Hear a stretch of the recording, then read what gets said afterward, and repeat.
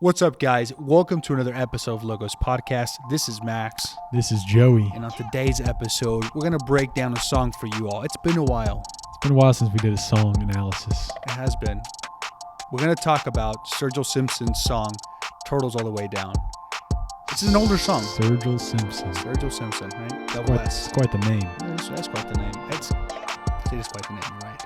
I think once I heard somebody call him, or maybe he calls himself the metaphysician or meta-modern sound of country music, which is quite the title. I wonder if he's listened to our episode on metaphysics.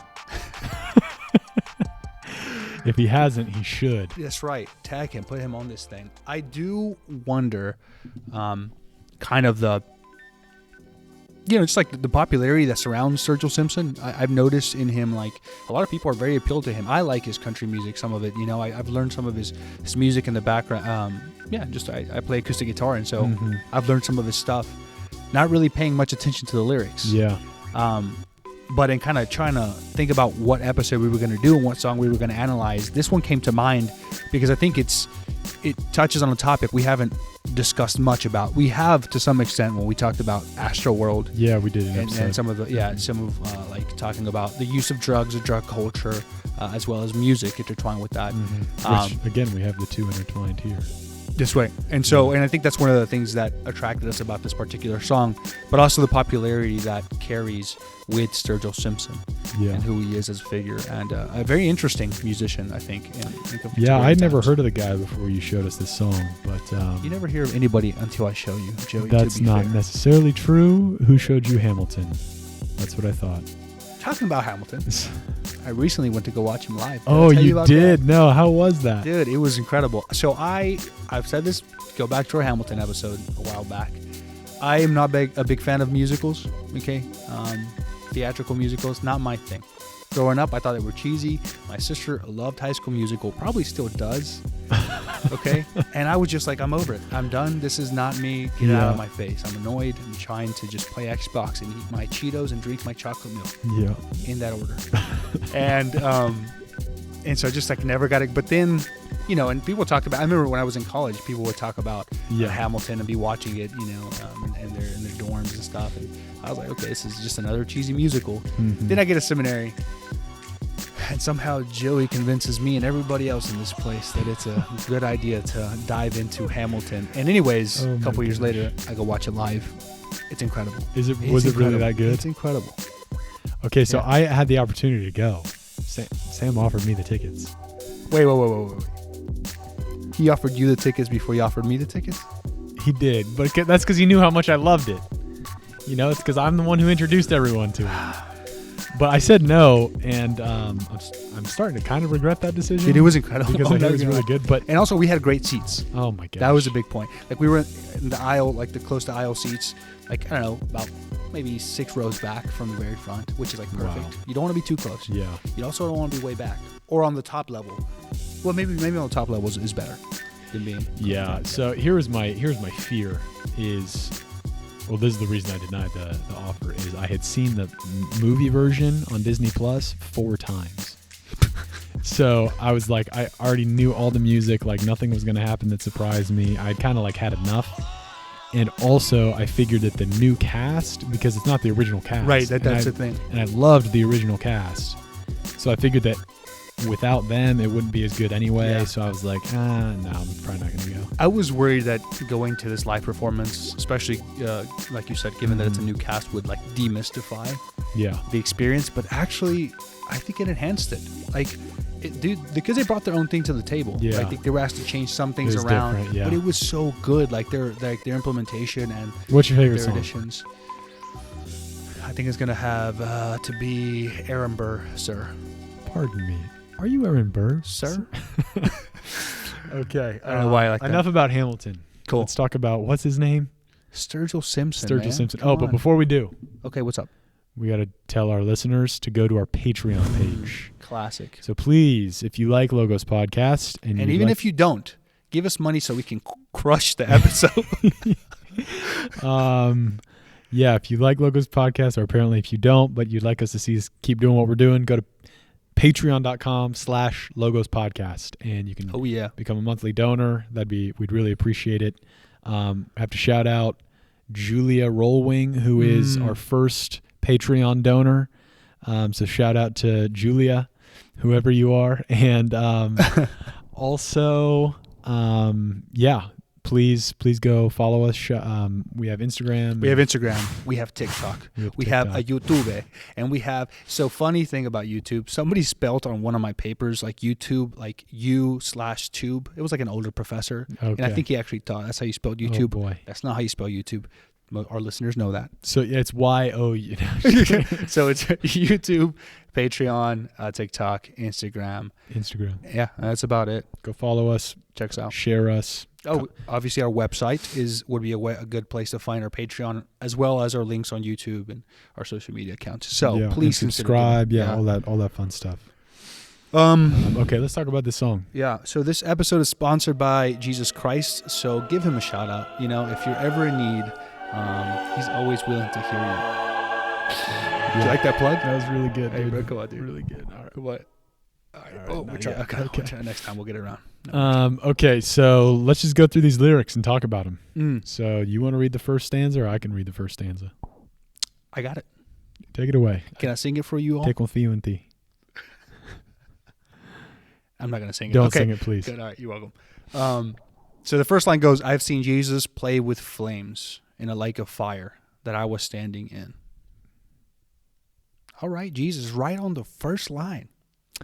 Yeah, that is true. It starts out with invoking the holy name of Jesus. Met the devil in Seattle and spent 9 months inside the lion's den. I'll keep going. Met Buddha yet another time, and he showed me a glowing light within. Okay, let's stop there. Okay. What do you think? I'm thinking there's something very spiritual going on. So, we're immediately setting the scene. Jesus, Buddha, the devil. Jesus, like Buddha, we're talking spiritually. We are. We're talking. Yeah, estamos hablando. Estamos hablando. But he also has that line, I spent 9 months inside the lion's den. Yeah. Something about birth. I think that was because it's 9 months, right? Right. And the lion's den is maybe also a reference to the Daniel story in Scripture. That's right. That's a good point. Fighting maybe or something. Yeah. Mm-hmm. So, but we're going to get into the song, and the song is a lot of it's about the use of psychedelic drugs, right? Yeah. And so it seems that he's kind of explaining part of his experience with psychedelic drugs here. It's like, I've experienced all these spiritualities kind of together and mixed, and they're all kind of this, like, it's all just like spirituality. Like Jesus is equated with Buddha, is equated with the devil, and it's like, right from the get-go, all on the same playing field. A lot's going on, and he's seen it all. He's done that. He has the inside scoop. He's kind of Gnostic, actually. Yeah, and I think that's a good way to describe his belief. Yeah. So that's kind of how we start. But I swear that God is there. But I swear that God is there. Every time I glare into the eyes of my best friend. Okay, so what do you think about that? I think there's something, good, holistic about these particular lines here. In light of what's going on, there's an equality of spirituality between Jesus, between Buddha, between the devil. So it's obviously that's problematic. Right, it's problematic. But then you have these lines that say, but I swear that God is there. Mm-hmm. So in this spiritual encounter with whatever deity he's kind of equating, he swears that God is there. He capitalized G. Every time I glare into the eyes of my best friend. So there's something in his friend that's communal that he also feels in these spiritual encounters or spiritual nuances. So, okay, and I guess just take a step back and set the stage. This is what we do when we analyze songs, is we're trying to identify in them what's good and what's bad, right? We're trying to take about, like, what can we extract from this song that is an intuition or a spark of truth, goodness, and beauty. What's a critique? And what's a critique, right? Yeah. So, again, and I guess we should have said this too at the outset, by analyzing this song, we're definitely not endorsing it or any the lifestyle that's contained within that. We're just trying to this is a popular song that's out there in the culture that people are listening to, and we want to kind of break it down. So and I think can I make a little side note? Yeah, please. I think it's also important that we keep in mind that celebrities have huge impacts on the culture, Mm-hmm. right? But also, oftentimes, they are the teachers of today. Yeah, it's so true. And so I think one of the reasons that we kind of take up projects like, analyzing this song is, one, we like music a lot, or at least I like a certain type of music. Joey likes, I like music. you like music? Okay. So he likes music. Just not get into that right now. Yeah, okay. So we like music, but also like it's important that we discuss these things because they make an impression on you. We say that Yeah. the information you receive somehow comes out in some expressed life form. Mm-hmm. And so this is one of the reasons too. But like Joey said, we don't condone, all right, Sturgill Simpson necessarily, and we don't condone even this song, but we do want to analyze it because it is in popular listen, popular culture. And so it behooves us. It behooves us. I feel behooved. Are you behooved? Nice. But this is the first kind of like redeemable aspect of the song, like you Right. said, is this line where he says, "But I swear that God is there every time I glare into the eyes of my best friend," right? So this is true. Like there is a spark of the divine in every human person because human persons are created by God. We're made in his image and likeness. And so to be able to, so even as this guy, Sturgill, is Sturgill or Sturgill? Sturgill. Even as he's kind of enmeshed in this kind of psychedelic spirituality that we're going to get into talking about, there's nevertheless something within his heart that's identifying like the mystery and the dignity of another human person. And also, I think this section right here also draws out on the religious impulse of man. Yeah. Right. I think there is something of like, okay, there's something religious about man that he wants to encounter community and the transcendence ultimately found fully in God himself. Yeah. And that's, I mean, the Catechism says that man is a religious being and all these different, it's just an empirical fact that throughout history, wherever man is, there are expressions of a search for transcendence, of a search for God, of a search for spirituality of some kind. It's because man is not just a material clump of cells. No. It's because he has an immaterial, immortal soul that longs for the infinite. And this is this guy Sturgill kind of trying to grapple with all of that stuff. So, all right, let's keep going. Next stanza here says my son, it's all been done. And someday you're going to wake up old and gray. So go on and try to have some fun, showing warmth to everyone you meet and greet and cheat along the way. Everyone you meet and greet and cheat along the way. It has a lot of ethical implications. Yeah, so what do we think about this? Well, so he says, so the line before that is, the couple lines is, but I swear that God is there every time I glare into the eyes of my best friend. Right. It continues, says my son, it's all been done. So it's like, who is he talking to here? Yeah. Right? Is he talking to this deity that are equalized, or these deities that are equalized in this experience, or whatever he's going on here? Or who's talking to him? Yeah, who's talking to him? Yeah, and I think that's the thing. That's a good point. He's being receptive to this information. It's all been done, and someday you're going to wake up old and gray. So go and try to have some fun, showing warmth to everyone you meet and greet and cheat along the way. So I think part of the other dimension of the stanza here is that, like, whoever this person, or maybe himself is telling him to just go and do whatever he wants, but also to like be kind to everybody. Yeah, and that's really the guiding ethical principle. Show warmth to everyone. That's right. You meet and greet and cheat along the way. Yeah. So I think there's a couple of things. One of the things I want to draw out too is that it implies that life goes on forever. Someday you're going to wake up old and gray. Who promises us that? Yeah, or at least it's going to go on for a long time, right? Right.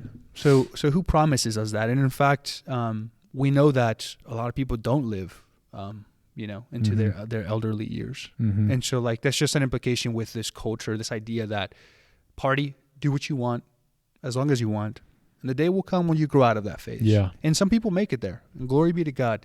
Some people don't.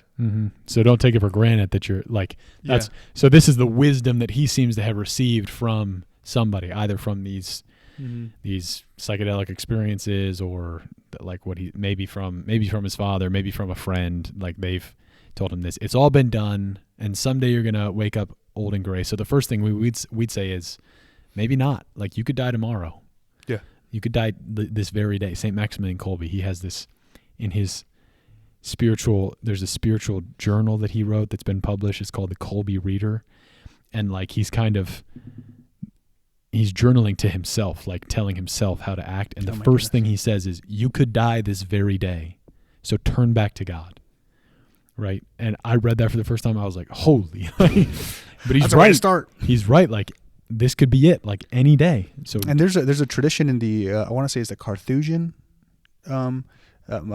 mort frater memento mori. memento mori. Yeah, brother, remember your remember death. There's a tradition. Well, I'll give you a tradition that I'm actually more personally acquainted with. I know a Benedictine monastery, so it's a group of Christian Catholic monks that live together, Mm-hmm. following the rule of Saint Benedict. Dude, it's interesting because guess what? They What? make their own coffins. Wow. Each Like they brother, build 'em. and so they have a woodworking shop that they themselves as brothers have to work on their coffin throughout their life. Yeah, there's that line from the Psalms, "Make us know the shortness of our lives that we may gain wisdom of heart." So that's a wisdom that Sturgill is Yeah. lacking right here, is Yeah. that he's counting on the fact that he's going to live a long life. And right? a lot of us live that way. Yeah, be it's fair. true. Right, we lose our focus away from our temporality. Mm-hmm. So yeah, Okay, but before we go on, I totally just realized as we read this stanza is the book of Ecclesiastes. It's all been done. Vanity of vanities. Nothing is new under the sun, that's right? right. Like, and this is what Koheleth, like in the Bible, he's saying, like, it's this weird book in the Bible of this guy, basically this atheist, kind of saying just a lot complaining to God. complaining, like everything is vanity, nothing matters. So Sturgill here, he says, someday you're going to end up old and gray. So go and try and have some fun, showing warmth to everyone you meet and greet and cheat along the way. Okay, so the other aspect of this is the standard that a lot of people fall into nowadays of like, what does it mean to be a good person? Just be nice. High five, dude. Just be nice. Love everybody. Right? Just like, yeah, love is love. Just like be nice to people. And then And you know what? If you got to cheat, do it. right. I mean, as long as you don't hurt me too much or you Yeah. don't hurt the other person. And so like a lot of people live by that, this pretense of an idea that like, as long as we, are bros Mm-hmm. and we don't actually have to invest too much in each other, Yeah. or even if we do, just don't hurt me if I'm vulnerable, Mm-hmm. then all of a sudden we can actually operate in a unitive and even kind of beneficial way. Yeah. And I think that's another obviously ethical implication. It's like, wait a second, you can't say show warmth to everyone and then also say to cheat. Right. There's something off there. Yeah. So in this wisdom that Sturgill has received and is sharing in the song, we're seeing some holes in the logic. Yeah. Immediately. So let's go on to the next stanza though, because this is a big one. So he says, "There's a gateway in our minds that leads somewhere out there, far beyond this plane." Okay. Let's stop there. Yeah. Because I wanted to talk about that line, and he'll go into it, and we'll start talking about some of the other things going on here. But I think this is another kind of positive thing going on in this song right now. Yeah. He acknowledges, again, this religious impulse that we're called to something beyond the mere physical, something beyond the mere temporal, Something transcendent. something transcendent. And lest we think and we become Manichaeans. It's an ancient philosophy that arose, or sect that grew up. It's like, okay, deny the flesh. We're not Buddhist, right? As Catholics, as Christians, we're not Buddhists. We don't deny the flesh. We bring it to our Lord and He elevates it. And so like, while the material world is important and we need it, and in fact, it's a means of salvation, the ordinary means of salvation for man through the sacraments, these tangible things, through the senses God's gave us, through our rational capacity. Precisely because we're made in the image and likeness of God, we possess the supernatural power to know and to love Him beyond just the material capacity. Yeah. Right. Yeah. So we're made for transcendence. Right. And so there's something in our minds, we would say our spirit. Yeah. Right? Because in the St. Thomas Aquinas, there's not a huge distinction between mind and spirit. Yeah. And so, St. Thomas Aquinas is a major church theologian, but there's, the psychology and the spirit, the physis and the nous are closely related. Right. So like the original Greek word for soul was psyche, right? Psyche, which is now psychology. It's like right. And so there's this element that, anyways, in these couple of lines, he's kind of drawing on that idea of like, okay, we're led somewhere out from just this. Yeah, there's something in man that points Joey. us beyond, Right. that points us Cool. to the infinite. So, yeah, I think Sturgill's right about that. Yeah. That there is this gateway, if you will, in our minds. So he says, There's a gateway in our minds that leads somewhere out there far beyond this plane, where reptile aliens made of light cut you open and pull out all your pain. Okay, what do you think of that? That has to be referring to the title of the song, I think. Right? So Turtles All the Way Down. There's this idea of like turtles, like there's a connection with like turtles and infinite regress. What the connection is exactly, I'm not sure. Okay, so we looked this up and we saw a picture on Wikipedia of one turtle standing on top of another turtle, standing on top of another turtle. Yeah. So that might be like a behavior of turtles. But there's also that saying goes way back, right? Yeah. Even before. So what exactly is trying to say this? I'm not exactly sure. But there is this sense in these two lines of like, there's a desire to remove pain. Yeah. Right. So like liberation, some sort of liberation. Yeah, exactly. So you have these experiences, you're recognizing these things, you want to be kind to people, but there's a gateway in your mind that, hey, actually this is the answer. This is the way forward. And I think that's what you kind of see going on here. But I don't know why he's talking about reptile aliens. I think it's me neither. I think it's probably because he's thinking that whatever's out there, so this gateway in our minds, this impetus towards transcendence that exists in our minds and our hearts that's leading us somewhere out there, whatever's out there is just like crazy. And it's going to be good, so it's going to take away our pains, but it's just going to be so like different and so other and so like so weird, really. Like I think that's so like reptile aliens, like that's like made of light. Yeah. That would be a great picture. So listeners, if you're listening to this and you know what the meaning of this line is, do let us know, or at the very least, submit an artwork. I think it like reproduces this, and it could be the fruit of a psychedelic experience of like it's true. Like seeing reptile things that look like. Anyways, so but okay, then it kind of gets juicy after this. Juicy. So after these reptile aliens. Hey, sorry. One of my buddies in high school had the nickname Juicy. Shout out to Juicy. Hey, if you're listening to this, follow us on Patreon. Donate. Then he says, tell me how you make illegal something that we all make in our brain. Some say you might go crazy, but then again, it might make you go sane. Do you think marijuana should be legal? We're not going to talk about that. Okay, sorry. Oh my gosh. Sorry, okay. Do you make THC in your brain? Is that something that you...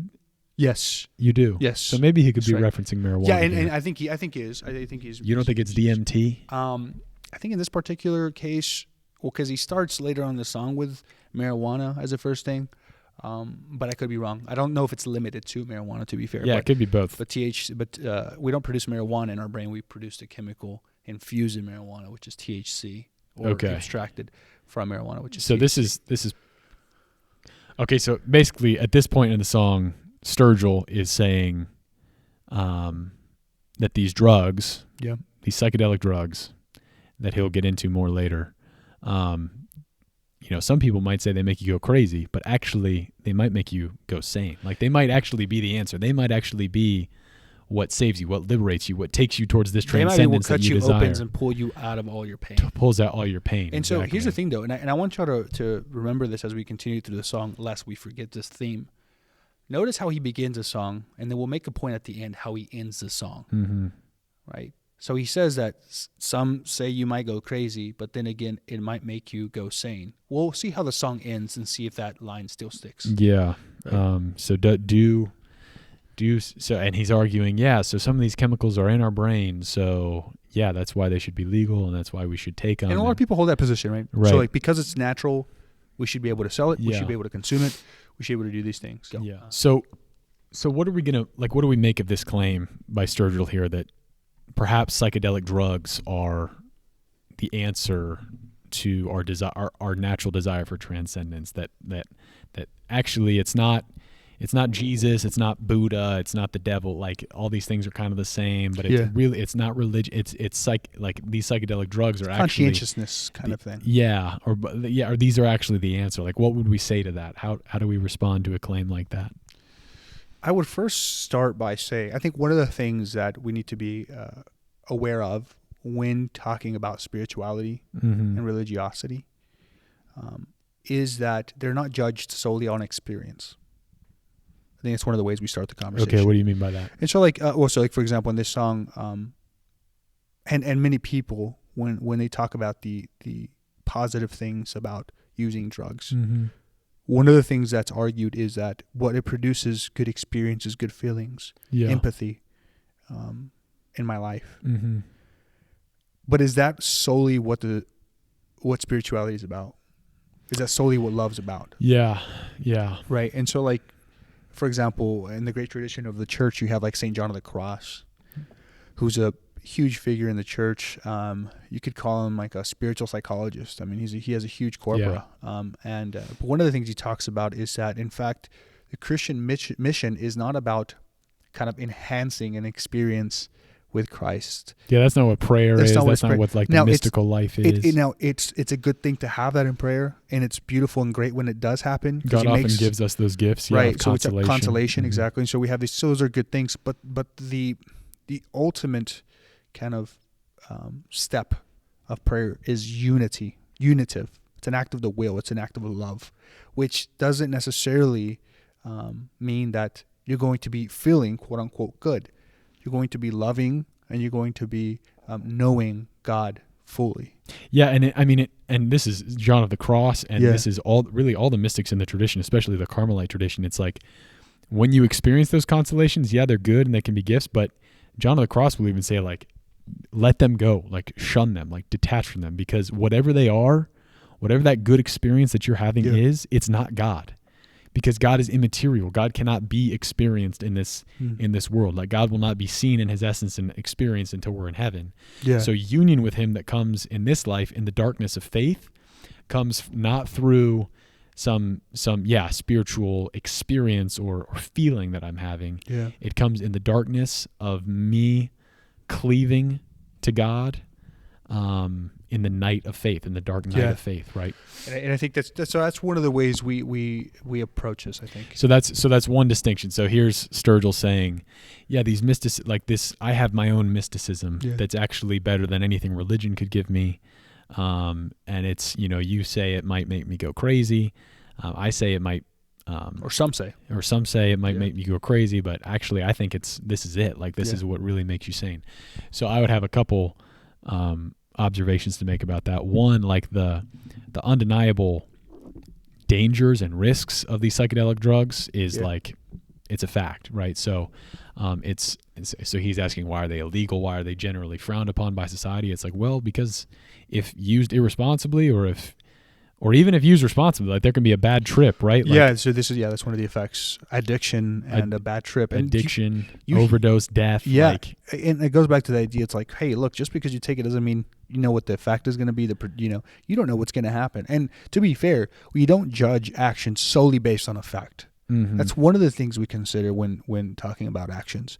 But Joey and I don't pretend to be professional moral theologians, but we will say that when you're judging an act and a moral act, there's particular ways of which you judge it, and it's not only effect. So just because something has a good effect doesn't necessarily mean it's a good act. Yeah, and you can talk about the goodness of the effect. I mean, you can debate that, but so that's response number one as to like, okay, maybe drugs are the way. Well, it's like, okay, let's just take a step back, objectively look at, are they good for the human person? And are they good for society too? Are they good for society? Do they build up the common good? And it's like, okay, it seems that actually they're generally corrosive of our health, of our well-being, of the common good. So that's step number one. Step number two, something that I would say is, so like, a tree by its fruits, right? Mm-hmm.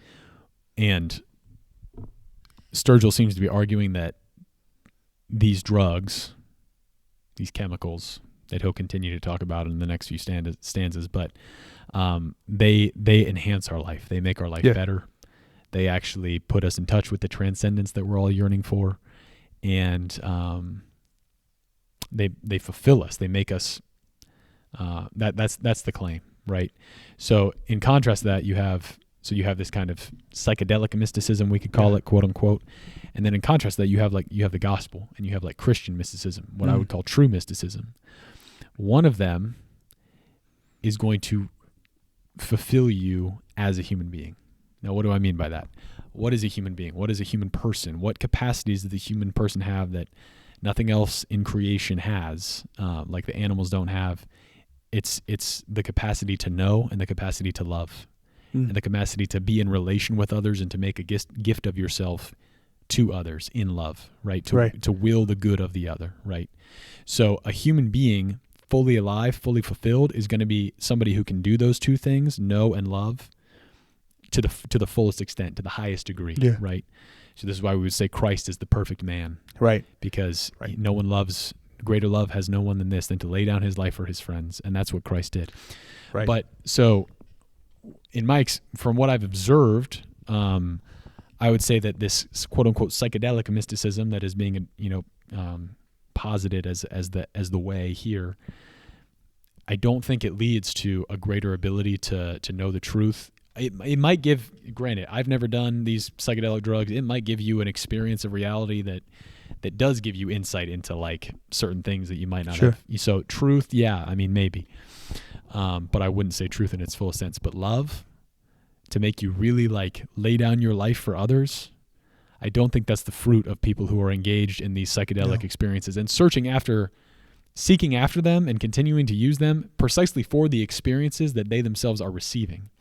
Right, so they're looking to fill themselves up with those consolations, with those quasi-spiritual experiences. But that's not that's not the fulfillment of the human person. The fulfillment of the human person is to lay down my life, to sacrifice, and to make a gift of myself in love. And precisely in doing that, precisely in losing myself in that way, do I find myself and become what I am supposed to be, to become the best version of myself, right? Like, and in that sense, when we talk about love here, it's an act of the will. Again, you choose it. Yeah, it's not something that's just like, oh, I experience phenomenologically or psychologically. There's a positive kind of response of my body or my psyche to this thing. It's also like, hey, I chose to love and give myself over for you, even to the point of death. Yeah, right. And so like that's one of the things, kind of reflecting on the crucifix here, like. And we talked about this before the recording. What do we see in the crucifix? We see Jesus Christ, the God-man, who's experiencing pain, but also, and more importantly, he's obedient unto death. He's obedient to the Father. It's an act of love that includes the emotions when talking about his redemptive act. Yeah. But the important thing was that he gave himself as an act of love, out of obedience. Right. He said yes to the will of the Father. Yeah. Right. And I think that that's one of the big proponents ultimately missing with psychedelics. It's like, okay, what about the act of love? Where is that? It seems that, and I think there's evidence of this later in the song, is that psychedelics really kind of like turn you in on yourself and don't allow you to love. Whereas the gospel Christian prayer, like that's, I mean, the way of the cross, that is the way to union with God and to become empowered to love one another as he has loved us, right? Like, so those are a couple observations. Should we read those couple paragraphs from? Yeah. So there's a couple paragraphs here that we wanted to read to you from Word on Fire. So this is Bishop Barron's kind of ministry that I think he really puts well in regards to what we're speaking about. It's a couple paragraphs in the article, and we'll link to it in our video here. But you want to read one? I'll read the second one. Okay, so the first paragraph reads, drug-induced spiritual experiences may indeed be nothing but a kind of spiritual pornography. That's major. That's crazy. Major analogy. Spiritual pornography. It seems real, but it's not. Where the brain is built into making love to a mere sensation, producing a facsimile of positive emotions without the encounter of a living person. The mind flirts with a kind of psychedelic idolatry, confusing the chemical form with the super form of God. For this reason, the apophatic Dr. John of the Cross insisted, hey, what's up? We're back to St. John of the Cross. Insisted that the mind be weaned from the milk of spiritual consolation so as to not to become attached to any imperfect meditation. Mediation. Yeah. John developed the spiritual doctrine of nada, nothing in Spanish, by the way, which holds that God is not one being among many, rather God is nothing, that is, no thing. Again, no thing. God's presence can be revealed through material mediations, but it is not reducible to any material form. let alone a self-made chemical portrait of it. Yeah. So that's really important. Like the transcendence that we're made for, the transcendence that even Sturgill is sensing within himself when he says there's a gateway in the mind that is supposed to take us to a place far out there. Like what we're made for is union with God. And it's not reproducible. Like the union that we're made for with God is not something you can just tap into, right? Quite literally, yeah, right? And smoke or take or snort. Like it's not something you can consume. It's something that consumes you. Yeah, and why? Because God is not he's not in the universe. He is outside of space and time. He's not a being amongst beings. He is being itself. Being itself, right? Right. He's the ground upon which everything that exists subsists. Right. So to try to think that you're reaching the transcendence that you know you're made for by imbibing these chemicals and having these experiences, it's not that ain't it, bro. That ain't it. So the second paragraph says, consumer America is rapidly becoming a practitioner of a pharmaceutical spirituality, offering eschatological hope in the form of hippie flipping instead of the enduring values and purposes that make life meaningful enough to justify suffering. First of all, can I laugh at the hippie flipping? That's funny. Hippie flipping. That's also a riddle, but also I thought it was really funny. So eschatological hope, eschatological meaning like the end times, right? So people who are in this pharmaceutical spirituality, they are conceiving of their ultimate end as something that can be found in this world, right? Some spiritual experience that can be found here in this world. We're not made for this world. We're made for union with God and heaven. And also it's a denial of true purpose. Yeah. And a denial of actual embrace of the suffering that life gives you. Yes. He talks about that, right? So like cut out all the pain. We all suffer. Yeah. We all suffer. Okay. That's a condition of original sin. Okay. Mm-hmm. We all suffer to some extent, some more than others, unfortunately. How do we explain that? Really beyond the scope of this podcast. Of this episode. Yeah. Go back to our episode on evil. Oh, that's right. Well done. So plugged in. Okay. But the reality, the life that we're given is actually called to embrace that suffering. Yeah. Right. And to enter into it.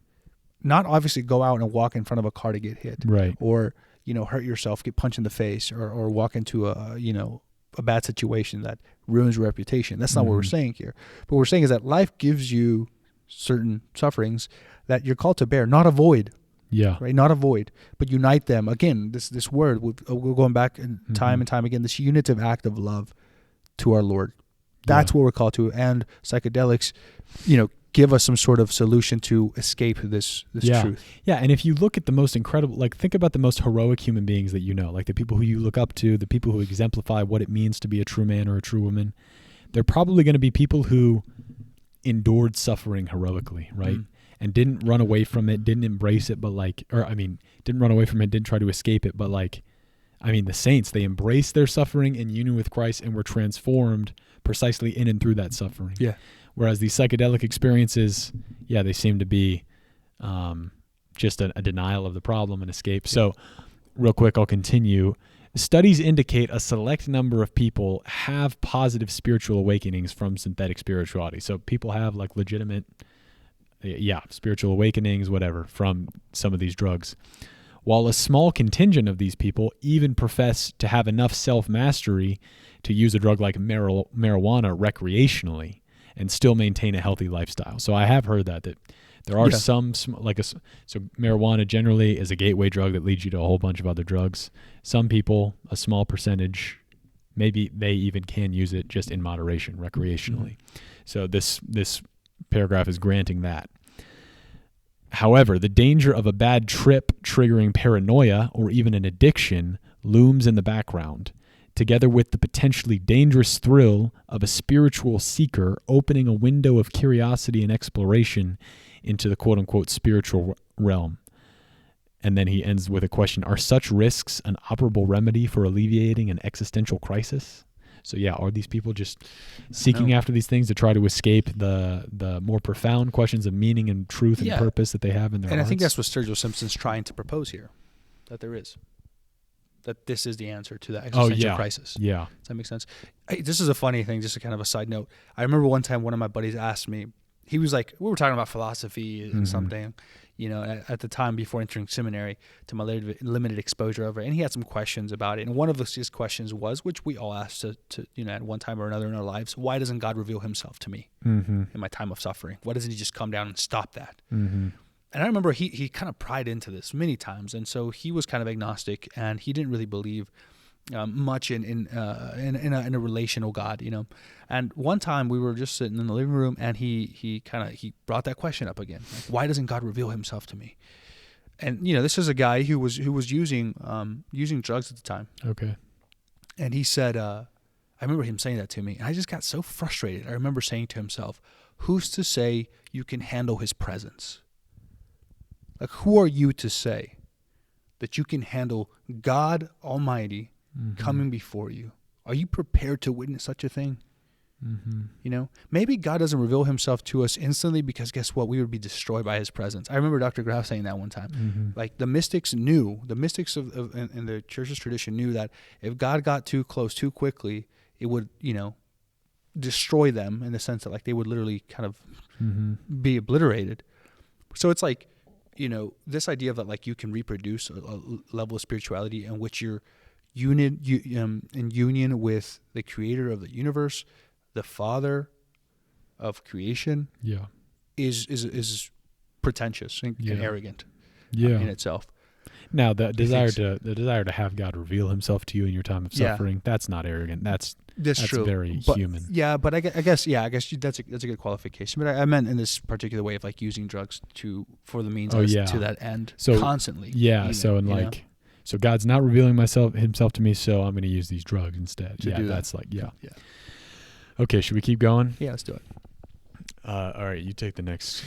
Okay, every time I look inside that old and fabled book, I think he's talking about scripture here. Yeah, right? probably the Bible. I'm blinded and reminded of the pain caused by some old man in the sky. So again, this idea of pain, but now he's attributing pain as coming from who? God and religion. Some old man in the sky. Again, we don't say God is some sort of old man in the sky. And maybe we need to do an episode on the existence of God and some of the attributes and qualities of God. But it suffices here to say that God is not some old man in the sky. God is being itself. And perhaps Sturgill's bad experience with, quote-unquote, God, with religion, that led him to discount it as nonsensical, had to do with the fact that he didn't actually understand who God was, right? Because that happens to a lot of us. Right, that's very, very common. I mean, we don't have perfect image. Thanks be to God, we have a perfect image of the Father in Jesus Christ. Yeah. But a lot of times when we're thinking about God and talking about him, it's really easy to be inaccurate or imprecise because he's so transcendent and infinite. Cool. So the pain caused by some old man in the sky, marijuana, LSD, psilocybin, and DMT, they all changed the way I see, but love's the only thing that ever changed my life. Saved my life. Yeah. Did I say saved? You said changed. Oh, that saved my life. Okay, so all these drugs, which we were talking about this before, DMT is this drug that I've been hearing a lot about recently. Yeah, you said one of your buddies was talking about it, or an acquaintance. An acquaintance had done it and like was telling me all about it, and it's like, but apparently it's so strong that like it's super easy to overdose on. Yeah, I mean, I know like Joe Rogan talks about like peyote and DMT all the time and these kinds of drugs, and he's brought people on that like have taken sessions of this stuff, and it's medicated. It's like kind of a laboratory-esque way of doing it. It's controlled, and so what the effects exactly are, to be honest with you, I'm not all sure of all the benefits or cons of this thing. Yeah. But he's proposing here that those things change the way he sees reality. Which, I mean, I think that's possible. It's possible, Very probably true. Like that article by Bishop Barron just said that, a lot of people have these spiritual experiences and do have a new way of seeing things afterwards. But is that justification for doing it? That becomes the question. But he also does, in this stanza here, but love's the only thing that ever changed my life. You made an observation earlier that I think it's worth bringing up on the episode. You were talking about, like, what does he mean by love here? Yeah. So, like, when I heard this the first time when I saw it, I was struck by, I mean, everything hinges upon your definition of love. And I'm guessing that he does not mean here love as willing the good of the other. I'm guessing he is maybe referring to a romantic experience, a sexual experience, or even an experience of some sort of friendship, but that an experience that nevertheless was not about sacrificing himself for the sake of another, but was about filling up himself with sensation, with feeling. And yeah, I mean, certainly that's very powerful. Like sexual experiences, romantic experiences like that are very powerful and can, I mean, even in their impure form, can be gateways to authentic love. But I get the idea that right here he's talking about really pleasure and the pleasure that comes from love experiences that feel loving. And then at that point, or maybe this idea of like meet, greet, everyone, right? Just be kind along the way. Just kind of become connected. Yeah, to people. and it brings me back to this experience. I remember one time when I went to a music festival, everybody was like, you know, high five, you know, hug, you know, hug, kiss each other, right? Like, you know, and I remember I remember from a distance kind of being like, what are we living in? Yeah, you know, people are dressed in some weird, you know, things and all colorful stuff, and everybody's just like. I remember thinking to myself like, this music festival is Bonnaroo. Like, what are we doing? Yeah. Are we faking this? Like, is this really what reality is not like this? Okay. Yeah. You don't just wear costumes. Friendship. Yeah. Yeah. Like, I don't actually know you, dude. Thank you for being here. Thank you for existing and for having a life infused with meaning. But I don't really know you. And you shaking my hand doesn't mean I love you necessarily. I love you, but I'm not actually an intimate kind of union with you, you know? And so like this idea of like, is this love? Is love just shaking, like high fives, fist bumps, hugs here and there, talk around about, you know, about life and around a bonfire one time, or, you know, you hand me a beer and we're bros. Like, is that what love is? It feels all deep. Yeah. Yeah. And it's like, I don't think so. And I'm not proposing that that's necessarily what he's saying, but by what love is here, but it seems to be a kind of, aura of some sort of vibe. Yeah. And if it is just like a feeling like this, this feeling of love that he's getting, and that's what's changing his life, the question does have to be asked, okay, really, who are you loving if what you're after is this own subjective experience, right? Because, I mean, this comes up in the example all the time of like guys and girls dating each other and having sex and like, oh, I love them though. So that's like justification for, you know, premarital sex. But it's like, okay, if you really love them, you'd be willing to sacrifice for them, right? You'd be willing to, you know, respect them and like wait until marriage, and then where you give yourself to them fully. And you'd be willing to have a child with them. And you'd be open to life with them, right? But so what you say when you think you're loving them in this act, but actually you're really loving yourself, right? And you're using them for yourself. So And not maybe completely, there probably is some authentic love mixed in with all that self-exaltation, but that's just the thought I had about this, is like, this doesn't, whatever it was, maybe it's not real love. I would guess that it's not, maybe, who knows? Sure. Okay, this last paragraph, and this is kind of like, this is it. This is the conclusion. So this is the big conclusion from all this wisdom he's experienced from taking all these drugs is, so don't waste your mind on nursery rhymes or fairy tales of blood and wine. So that kind of hits home, because that's probably... It's a little insulting, I'm not going to lie. The first time I read it, I was like, come on, man. That's just like blood and wine. Probably a reference to the Eucharist, religion, Christianity. Or maybe, to, you know, give him the benefit of the doubt, maybe just like human sacrifice and history in general. Yeah, perhaps. Right. But he says, don't waste your mind on these things. It's turtles all the way down the line.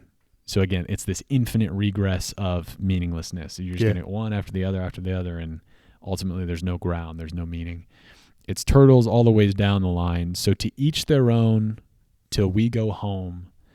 To other realms our souls must roam, to and through the myth that we call space and time.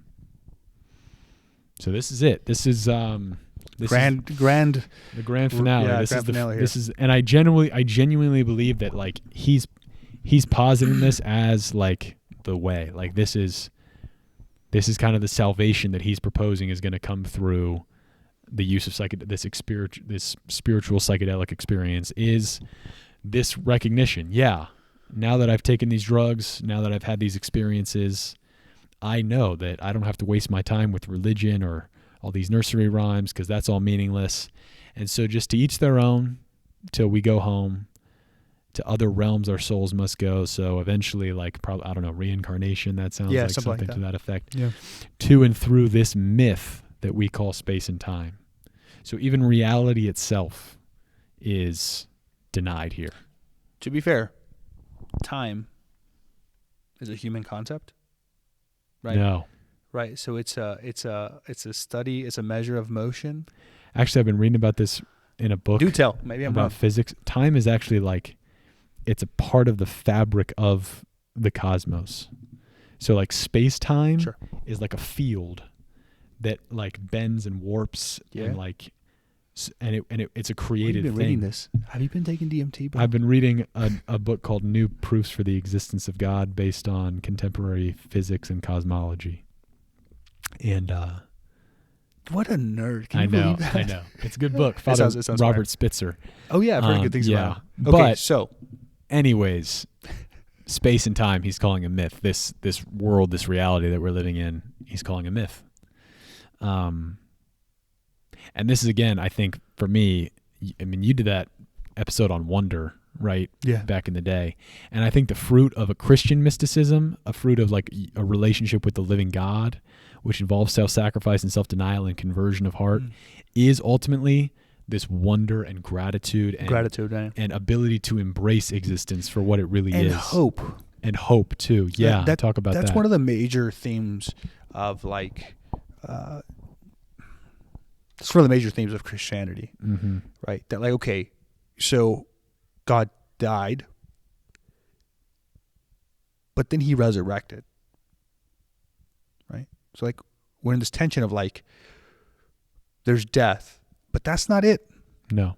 You know, where's your sting, death? Yeah. You know, the victory is Christ.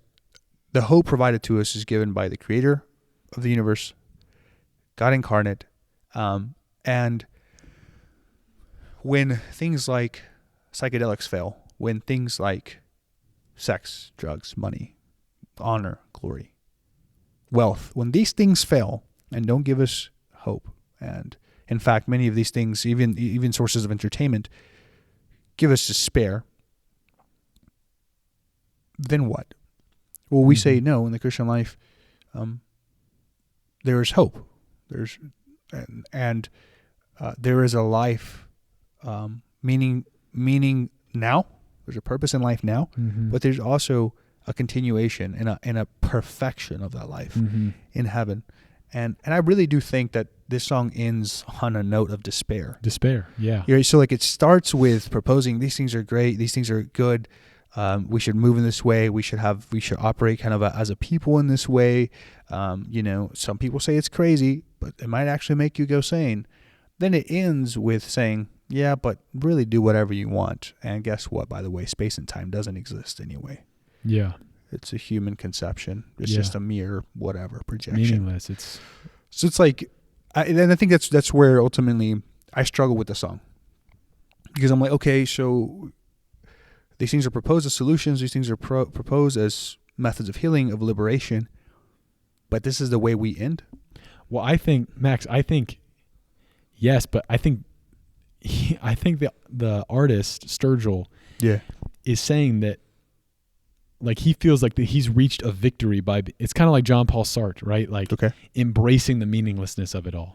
And that is what taking these drugs has allowed him to do. It's like, it's to be freed from, to tap into this experience of the world and recognize that, yeah, actually it is all meaningless. So it doesn't really matter. So in order to be liberated, to embrace the meaninglessness and chaos of life, take these drugs. Which doesn't sound too fun to me. Like, and I would also wonder, this is kind of my personal, thinking. I wonder if the people who take these drugs and expect some sort of kind of alleviation from suffering, some sort of kind of new meaning in life, and I really genuinely believe that some people do take psychedelics and stuff to actually find something solid, something substantive. And so I don't want to diminish the desires for that experience of and love. Those were placed in you by God, right? But also, like, I wonder if if I lost my point, dang it. That's all right. I'm sure it was going to be good. It was going to be fire. Well, what are our takeaways from this episode? Takeaways. Don't do drugs, kids. Take it back to high school. in middle school when they used to bring in programs to tell you not to do drugs. That still stays. Sturgill Simpson is trying to do something new with his music. Sturgill Simpson is popular. He's a great singer.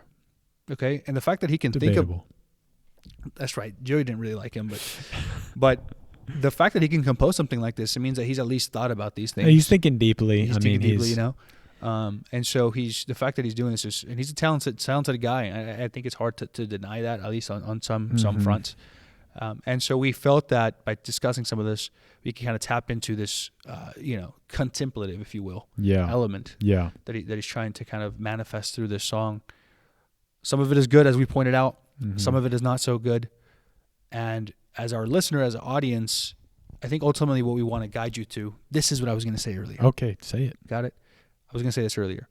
I wonder if the people who see psychedelics as a remedy to the hole that they have in their heart, if you will, ever have tried praying intensely. Oh, yeah. You made this comment earlier. Right. So, I wonder if the people who, it's like, oh, I had this experience taking this drug. I said, yeah, have you ever been on a silent retreat for a week? Right. Have you ever, taken the time for hours to pray before our blessed Lord in the sacrament? Mm-hmm. Have you ever gone to a mass that you're to a liturgy that you're just assumed by the presence of our Lord? Some of those experiences to me seem much more holistic, real, and happen each and every day. Yeah, and look at their fruits, right? And the fruits, that's the thing. You judge it by fruits. Going back to that topic, we know those things are effective. We know those things are real. They make saints. They make people who can know and love heroically. And I wonder too if that's what's missing, or that's the desire of a lot of people. And so listeners, if you know somebody or you yourself do it, I would challenge, those who do it or you yourself to think about, okay, I do this thing for this, genuine, maybe religious experience. Mm-hmm. I know people who do it for the sake, but is it really? And are there other ways to actually enter into something more authentic that's not produced superficially? And that would not lead you down this pit of despair and meaninglessness, but would actually usher you into a life of abundance, a life of joy, and a life of union with God. Yeah. That's what we want for you. So, I think that was cool. This is a good episode. Yeah. I dug it. Good. I dug it. I digged it. So we're praying for you listeners. Yep. Follow us on social media, share, subscribe, comment, ask us questions. We got good stuff coming up. We do. Cool guests coming on in the near future. Yeah. So, Thank you for tuning into this episode, guys. We hope you enjoyed. We hope you learned you a little something. Think about what we're saying. We're not perfect. We're not pretending to be scholars in this topic. This is just our mere ponderings on some of this stuff. But I think that our ponderings are worth. I'm a scholar. But okay, that's not true. Okay. Thank you for listening. Guys, pray for us. Know we're praying for you. And as always, God bless.